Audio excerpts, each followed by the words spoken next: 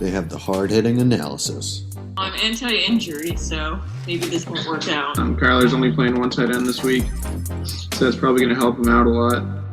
They tell it like it is. That's not what I needed, Grandma Nut. All right, the hipster fantasy player. I don't do anything. Their listeners love them. Found all your charts boring, to be frank. Caitlin was the star of the show. They break down all the statistics. 20 points. That doesn't quite add up. Maybe he had 93. This is the Snick Snack Sports Podcast. Here we... All right, Snickers, help me out.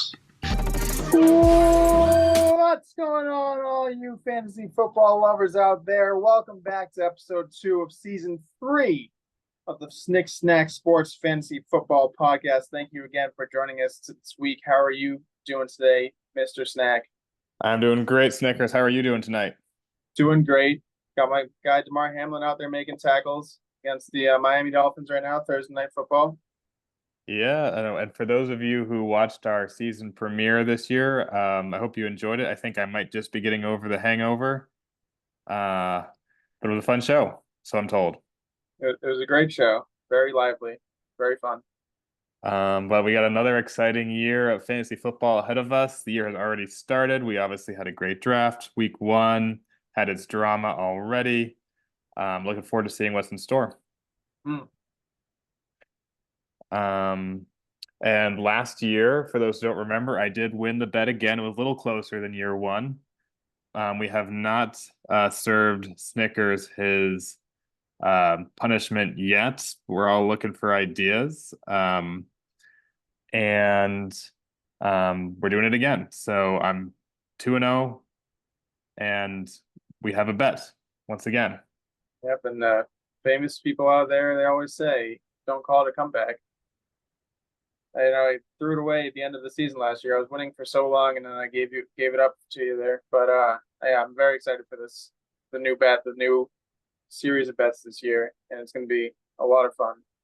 Yeah, and what is our bet this week? I think might as well jump into it.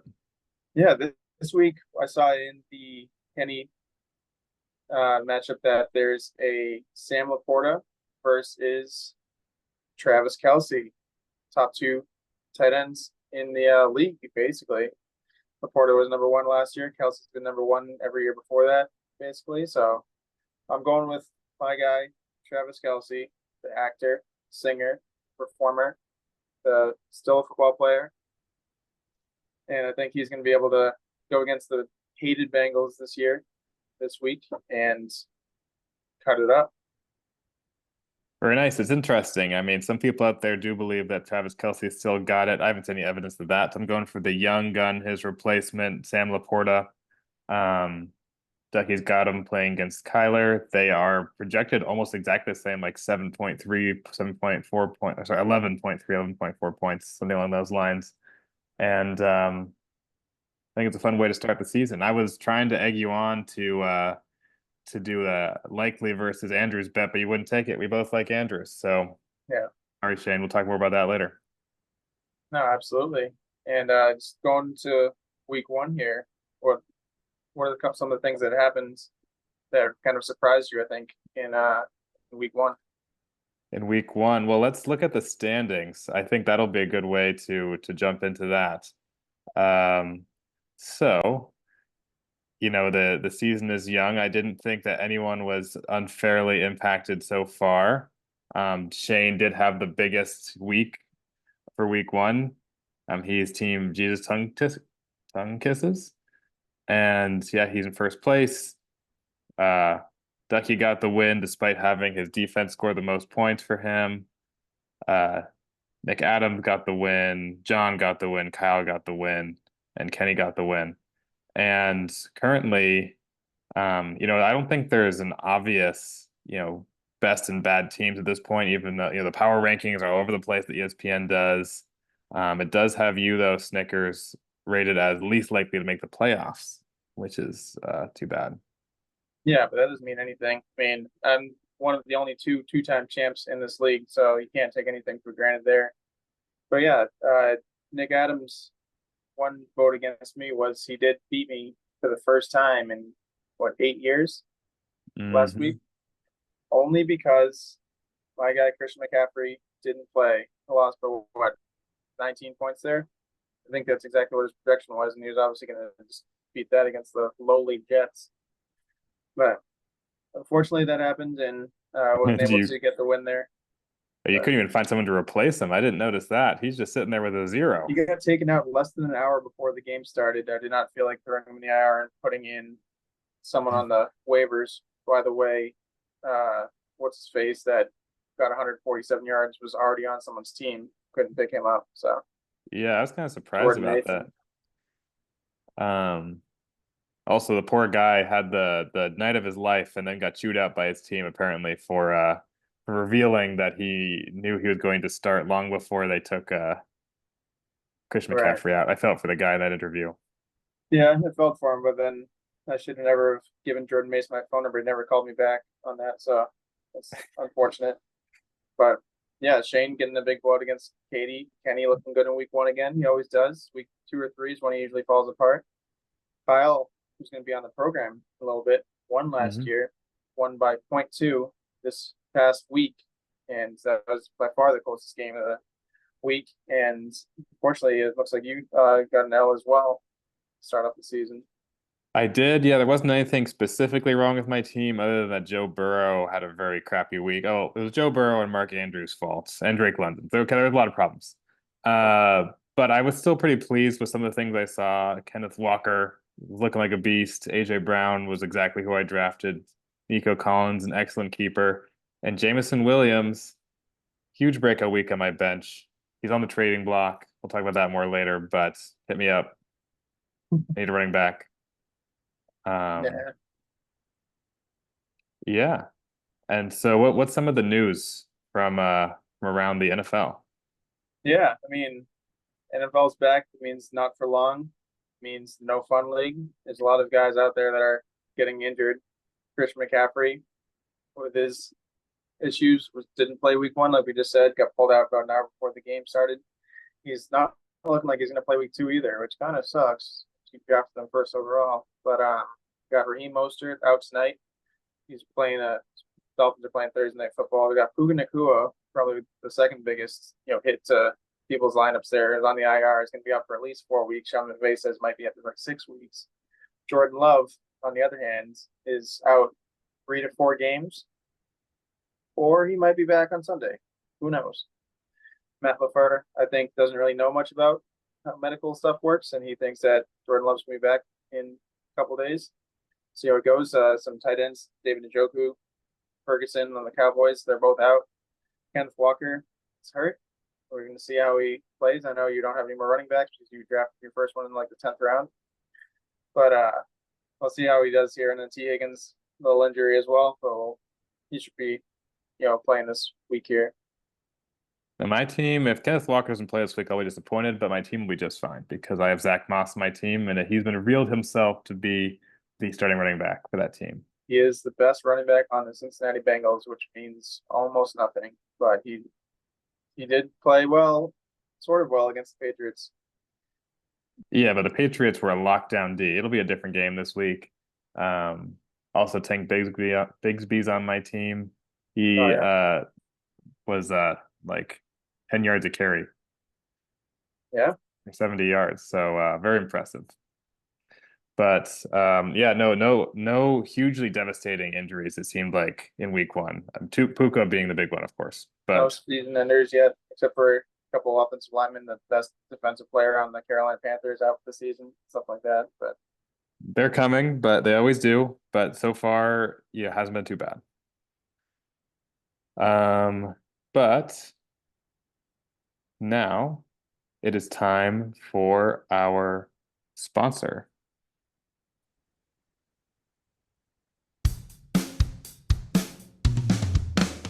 Are you tired of boring snacks? The same old nuts or ruts? Too much of a fuss to make muss? Give meat snacks a try.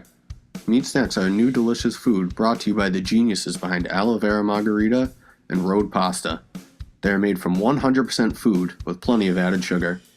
Kids love them, adults love them, everyone except the Dutch love them, but the Dutch can get rid. No, seriously, fuck the Dutch. If you want a new food you can wank, yank, or spank, get meat snacks, and justice for Hank.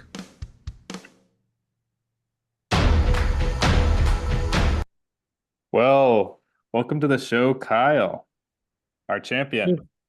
What's going on, guys? I hope you don't mind before we get into it. I didn't tell you guys this before, but I brought a special guest tonight. So bring him on. Oh, hello. Fancy football trophy. It's a party of four tonight. There we go. Showing off already. Proceed. Well, welcome. And remind us, what is his name? I have no idea. No I don't name. I don't know if we established that, but No, I heard, leave I it in heard, the comments, guys. You know his name. All our I fans know heard the a name. new unicorn entered the family last weekend. So Is that who this Hank is that everyone's always talking about? no, Hank was like some sort of like bouncer to some fantasy bar or like something we were trying to get into. Bouncer, Okay. Hank the bouncer. Well, Yeah. welcome to the show trophy. You've spent some time at Katie's house and now up in Salem at Kyle's house. How's he like it up there? Oh yeah, it's great. Didn't know where he was until about a couple of days ago, and I was offered to be on the show again, but found him sitting in the closet somewhere, and he was he's just been sleeping, just chilling. He knows where greatness lies, where greatness lives, and just been living life. So What do you think? Will he be living there for another year? if things keep going the way they've been going for the first week in one game, then yeah, I don't see any reason why he'll be leaving anytime soon. Very nice. Well, I do, if I remember correctly, you did win last week. What made it happen? Yeah, well, Matt, obviously we had an extra third round pick this year in the draft, so I think he was one of the teams that I think after the draft we said was pretty stacked. So definitely the heavy underdog myself coming into last week, but I mean that's just the heart of a champion, down for most of the night, then come back to win by less than half a point. What is that? Yeah, 0.2 points. I guess in all seriousness, just like incredibly lucky. Just sort of worked out watching the 4 o'clock games or his guys. I think he had, CeeDee Lamb and one other guy going who both of his guys were on teams that were actual NFL teams that were in blowouts, so really didn't play much in the second half. Meanwhile, I get Jerome Ford scoring a touchdown for me in the literal like last 20 seconds of the Dallas Cleveland game, which sort of brings me in striking distance, brings me to, I guess it would have been 7.8 points to where I just needed my kicker to get 8 points. And that's exactly what he did. So survived the stat corrections and moving on 1-0. Yeah, no, good job, definitely. Obviously, you got Justin Jefferson. You had him last year in the championship run, and you still got him in the first round this year. I believe late in the first round, if I remember correctly. So congratulations there. But I don't know. I don't know if you're gonna be able to repeat this year. Your team looks all right. It doesn't look, bad. I like Malik Neighbors. He's gonna do good this week, but we'll see how he does when Giants playing real teams. But I feel like I do enjoy my team. I like my team. I think we have a lot of potential. But on the flip side of that, I do sort of realize that there is easy scenarios where the team can fall apart pretty quickly. Kyler Murray, Trey McBride are on a bad Arizona team. Malik Neighbors, awesome talent, but it's got Daniel Jones as quarterback. Jerome Ford, like that he's a starter, but when, at least for the first 4 weeks, but what happens when Nick Chubb comes back? Tony Pollard is that fool's gold. So team could definitely fall apart pretty quickly. So while we can take the wins, right, like last week, even though it was extremely lucky, you take the 0.2 wins. And this week, I think I'm off to a pretty good start against you, Snickers. So you are, unfortunately. James Cook only has 60 yards, but he has 3 touchdowns so far. Yes, we'll take the wins while we can get them because definitely team could fall apart pretty quickly. But I do like him, a lot of potential. Yeah. No, I think we're still in the. I know it looks like I'm going to start 0-2 until a couple of my guys start going off the rest of this week here. But I'm really like my team as well. Honestly, it looks like one of the better rosters. But no, happy for you. Obviously not this week, but going forward, be rooting for you and see if you can make it back to the playoffs. And now that last year, we don't want that to be a Cinderella run, do you? No, for sure. Yeah, I definitely before last year did not have a lot of success in this league. So I'm definitely not looking to make that a one-hit wonder. Yeah, for sure. And yeah, I agree with your assessment there, Kyle, that your team is a little bit of a house of cards. The starting lineup looks pretty sweet, but the bench is a little sparse. So Yeah, we'll see. definitely a couple guys on there that need injuries to be relevant, but important handcuffs that you sort of have to have. Yeah. Dan, what other matchups are you looking at this week? Another matchup that I was looking at this week was the Matt John matchup. Intrigues me that Matt may once again be in the closest matchup of the week. They're both at 113 points right now.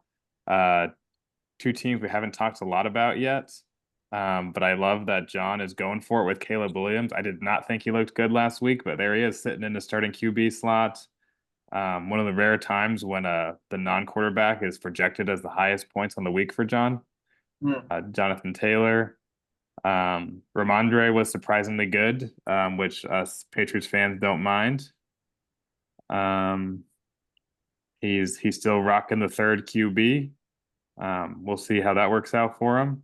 And then I think these are both middle of the road, maybe playoff teams. What do you guys think?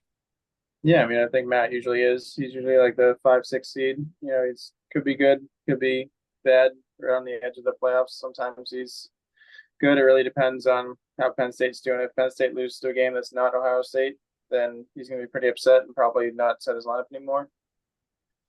But yeah, I mean, I like both the teams a lot. Obviously, Matt's a lot heavier on the receivers. John's a lot heavier on the running backs. Mm-hmm. Yeah, and go ahead, Kyle. I was just gonna say, I know Matt, similar to Snickers, had the extra third round pick this year, so his team is definitely looking good coming out of the draft. I think ESPN, whatever purpose those projections have, had him at number one. So yeah, I mean, he, in all honesty, probably should have beaten me last week, in case, you know, I just got incredibly lucky. So I definitely don't. Matt's going to win a lot of games this year. I'm pretty confident in his team. Yeah, no, the more actually, as I'm looking more in depth at it, CeeDee Lamb and Jamar Chase and Josh Jacobs looks to be a stud in my opinion. That his team could be really good. But I mean, I guess like a lot of our teams, one injury could derail things a bit. The Cincinnati Bengals did look bad last week, and Jamar suffered from that, of course. But who are you looking at this week, Snickers? I'm looking at what I think is the only 1-0 versus 1-0 matchup. Kenny versus Nick Adams here. They're both projected for pretty close, 102 to 103 right now. But yeah, Kenny with the young talent and Jahmyr Gibbs, Brian Robinson, Marcus Robinson. Just picked up Marcus Robinson and Colby Parkinson, so we'll see how that goes. And this might be the week that Kenny falls apart again. But you got Nick Adams on the side, who again just beat me last week by a little bit because my guy Christian McCaffrey wasn't playing ball. But he has a Marvin Harrison. See if he is able to pick it back up. I know he had a poor showing week one, unlike Saquon Barkley, who had a great showing in week one. And they both have two of the best kickers in the league. Wow, yeah, what a freaking kicker matchup here. Which I'm pretty after last. I mean, Justin Tucker, first ballot Hall of Famer, but I'm like right now today, best kicker in the league. I'm going Brandon Aubrey. You see, Tucker didn't miss a kick last week. He hit from 66 if they either call a timeout or whatever before. He did. So yeah, so it didn't count in the game, but he made it. It was like right before halftime. Yeah. They should have made him kick. Actually, no, it was a false start, and they didn't let him kick from 71, even though they should have. But yeah, best kicker in the league. Yeah, no one's tried to kick from 70 since Sebastian Janikowski back in 2008 or something. So he could have come in the legendary company, and I think he actually could have made it. Unlike Seabass, who was about 15 yards short. Yeah, not to give Kenny too much of a hard time here, but I spent the whole season last year trying to trade him Chuba Hubbard, and he finally got him. He has him on his team. And if he did not forget that if he had Chuba Hubbard, he had taken that trade, he would have made the playoffs. What a long game. It's not going to work this year, Kenny. I'm sorry. Your team does not look playoff ready to me, but come on here and tell me I'm wrong. Yeah, I'm excited to jump into the offers report too because it got spicy this year. We had a pretty conservative league the past couple years in the free agent acquisition budget, but this year people came right out of the gates. What do you guys think about the $49 spent in Isaiah Likely by Shane? I think Yeah. he's the top 24 tight end, which doesn't mean that much. He's the second best tight end on his team. I obviously put in money to see if I can get Likely, but I was not willing to spend half my fab to get him there. No, Yeah. and I mean neither you nor I, Kyle, bid on him at all. Was that because you thought the price was too high, or you thought he was just a flash in the pan? Well, I mean, I already have it. I'm pretty confident with Trey McBride, who's my tight end, so I really wasn't feeling the need to pick one up. Obviously like the talent of Likely, local guy. I think he's from like Brockton or something. Cambridge. Cambridge, yeah. Yeah. But yeah, I don't know what the heck was happening with Mark Andrews in that Chiefs game, but yeah, you gotta expect he is gonna bounce back. I don't know about. I mean, top 24, yeah, is definitely very likely. Can he maybe jump up to top 12 potentially? Yeah, 49. I don't know if I definitely would not have gotten that high even if I needed a tight end. But Yeah. I guess the fact that somebody who was that, whoever that is, who bid 30, Matt. people wanted him. So Yeah, Yeah, I think he's got to be top relief. 6 to make up that money. I mean, it's half your budget, right? Yeah. Yeah. I mean, if there's some sort of stud running back that comes available because of an injury, then Shane's pretty much out of that running. Yeah, he's not Yeah. getting them. And from everything I've read about Mark Andrews, and of course I'm biased towards good news about him because he is on my team, but that he was double and triple covered the whole game. He was schemed out of that game, and not everyone's going to do that. The Patriots known for doing that. The Chiefs in this case did it, but a lot of teams will don't want to devote all their resources to one player like that. So I'm not too worried. I think Isaiah Likely will be fine, but he won't be worth $50. I also thought it was very funny that Ducky bid $20 on these two guys and overspent by 32 in total. He's the king of that. How long have we had the free agent? No one spends Years, but yeah. no one spends more money on guys I've never heard of than No, Yeah. Tyler Johnson, he played with Tom Brady. He's been on the Buccaneers for a couple of years. And obviously Demarcus Robinson, I believe it was Demarcus Robinson that caught the touchdown from Don Terry Poe 2018. You guys remember that touchdown pass? But no, they've been around, but they've never been number 1, number 2, number 3 guys. They've always been kind of backups. We'll see how they do this year.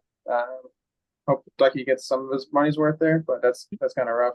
I will say though, I guess in Nick's very, very particular case for this year, he had like 17 extra picks in the first 4 rounds. So at least on paper right now, his team is looking pretty stacked between both the starting lineup and his bench. So like he's got the luxury, man. I mean, why not? Like, I guess if you really want these guys, spend the money because your team's in a really good spot as it is right now. Yeah, he really took advantage of the new draft pick trading system. Maybe we'll inspire some new rules about it next year. We're working it out, of course. I think it was a fun experiment, so I don't mind. But if he doesn't finish very well, shame on him. But I am noticing that he didn't actually spend $40 because the Demarcus Robinson $20 was unsuccessful because he was going to drop Curtis Samuel for both. So that makes a little bit more sense to me.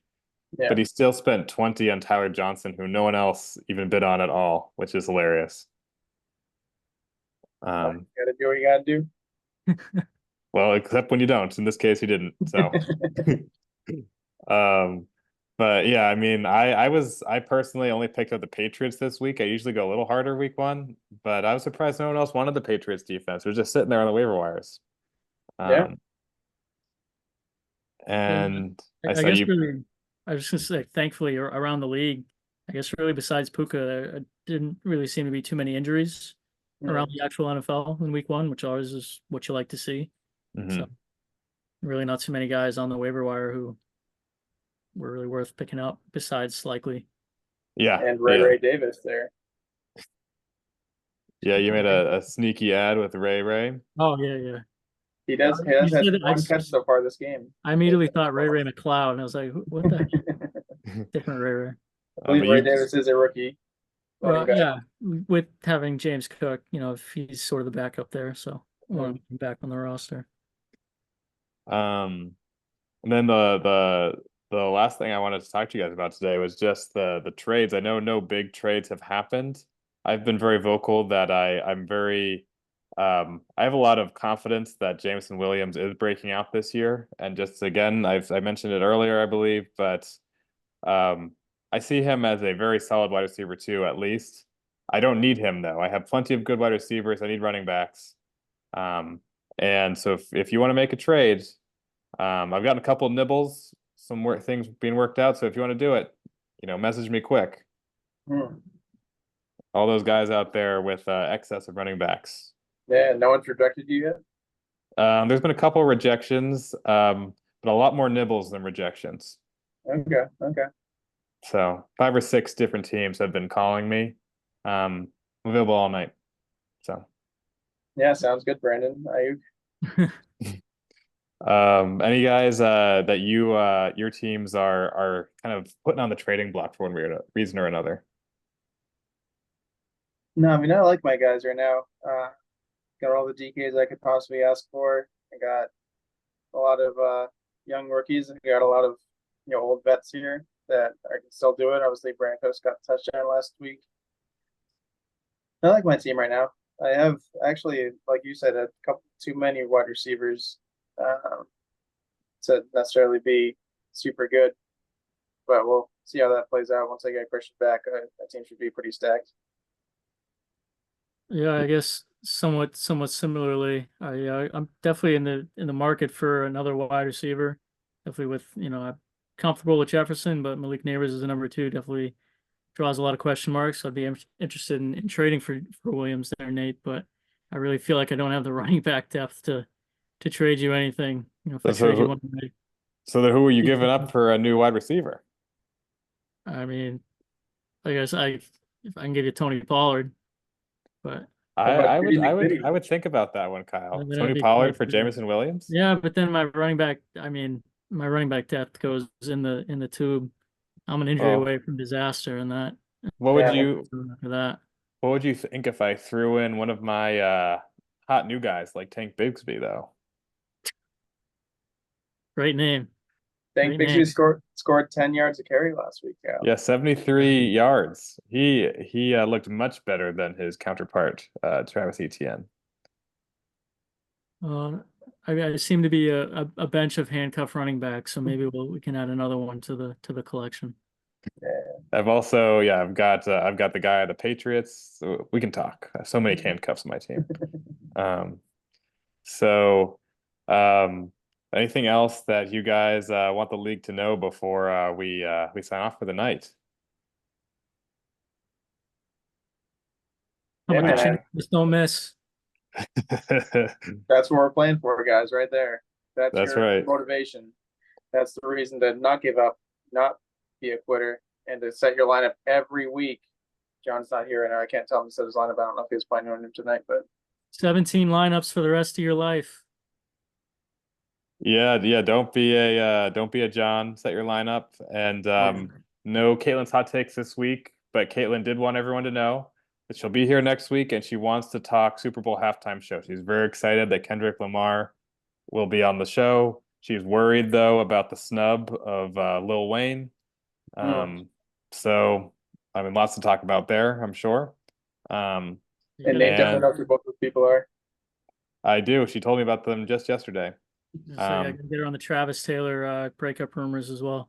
Wow, I didn't even heard about that. I'm sure she'll have a lot to say about that if true. But we will see you all next week.